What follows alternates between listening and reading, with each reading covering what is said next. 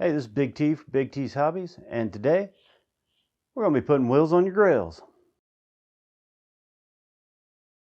Alright, so one of the biggest problems I've seen people have with grills is that the wheels fall off, whether they break an axle, whether they just lose a wheel. Maybe you live in a rough neighborhood, I don't know, but your wheels are falling off. And you'll see them put them up on a brick, 2x4, something to that extent, and it's really simple to fix.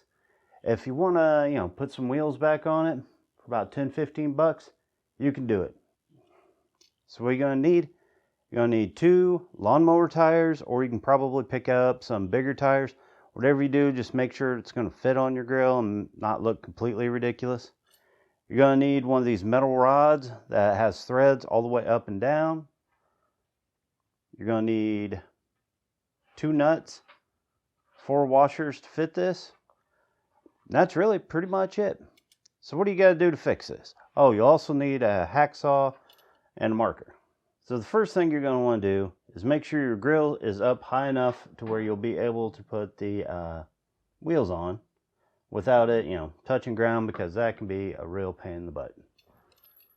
Then take your metal rod. This video is brought to you by Ash, the goofiest cat that has ever catted. To push the rod through, scare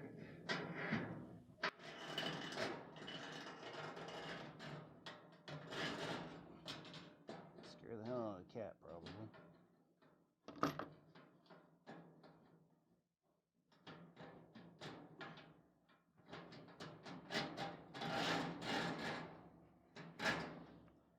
Now once you have the rod through, you're going to want to go ahead, put a washer, put the wheel, then you're going to want to put the nut just on far enough to where maybe a little bit sticks out, but not too much. So, let's see. You're going to want it about like that, just where there's a little bit showing, but not too much. And you're going to want to pull the rod back through like this. Then on this side, you're probably going to have a lot more rebar. I happen to already cut mine.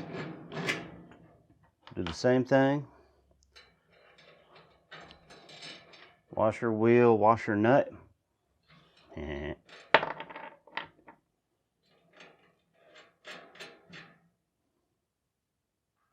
then you're going to want to either screw that down, or you put the nut up to it about like that.